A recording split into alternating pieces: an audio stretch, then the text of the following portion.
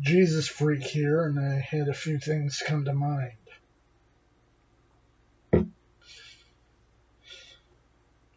Now, I've mentioned elsewhere that even though I do strongly cling to the traditions I was raised in, I'm not afraid to throw them in the wood chipper if I think they're wrong or misguided.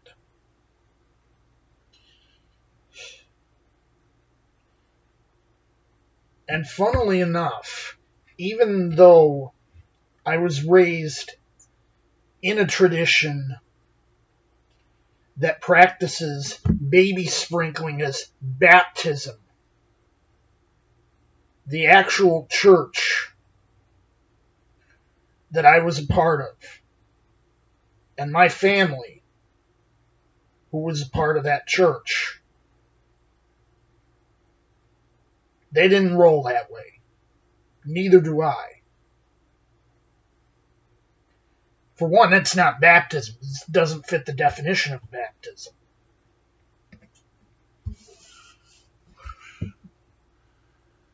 A baptism necessarily involves being submerged in water, having water sprinkled on you or poured over your head. That's not baptism, by definition.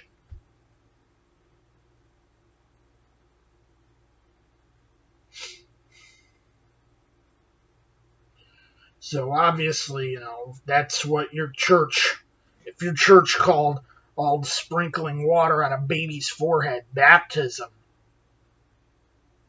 or, if you got baptized without knowing what the significance of it was and fully understanding it, it's my belief that it's null and void.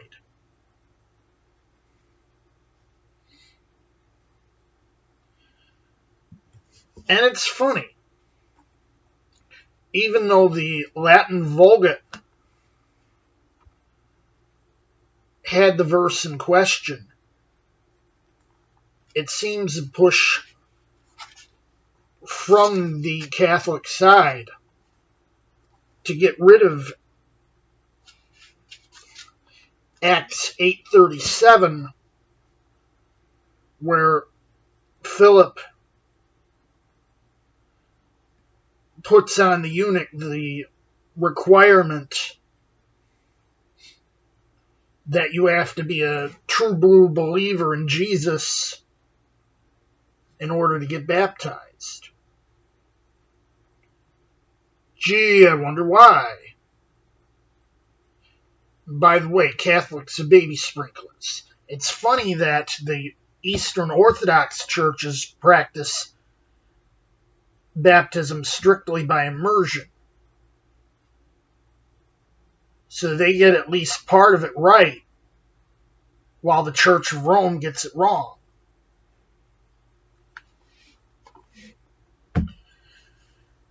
There are many places where baptism is described in Holy Scripture.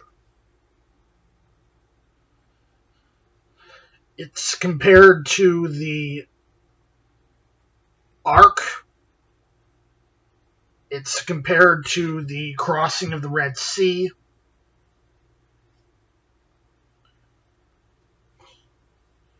And there's frequent mention of living water. In other words, flowing water, not a pool or a font or whatever. If possible, baptism was always meant to be done in, a river, a lake, or something like that. As you may or may not be aware, my proper baptism was in Lake Erie.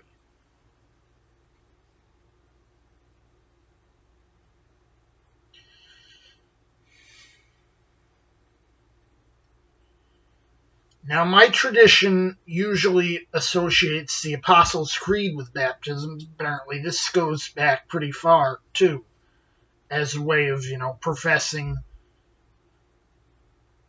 that you do believe the Orthodox, little Orthodox Christian doctrine prior to being baptized.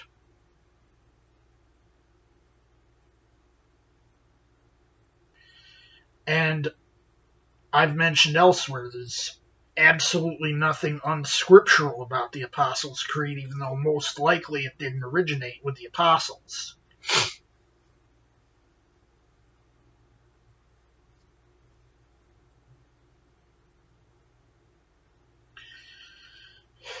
The symbolism of death and resurrection, it's so tied into our very identity,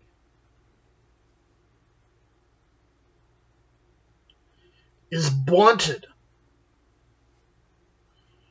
when baptism is not properly practiced.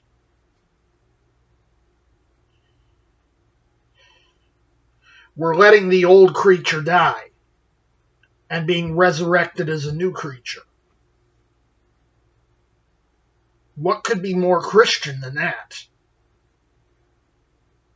We're taking part in Jesus' death and resurrection through baptism and through communion as well. That's another matter.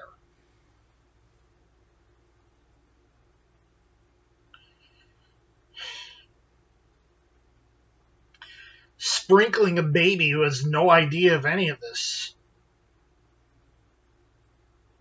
doesn't have any association with this. But fully immersing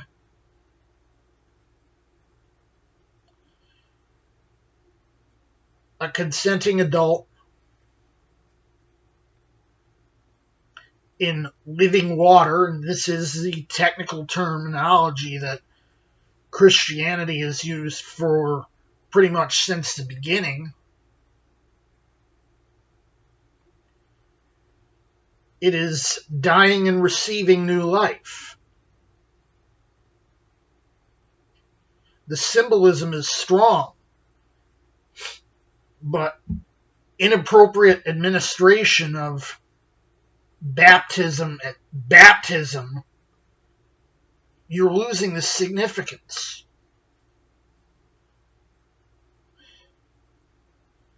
The entire point, the entire justification of doing this in the first place is completely lost.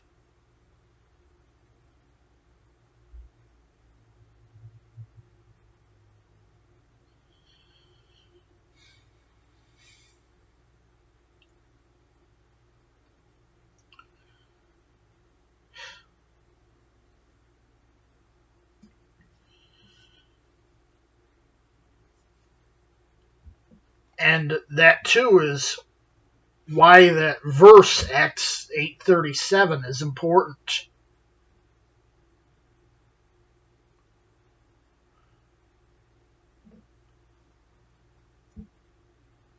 And why our practices need to be correct.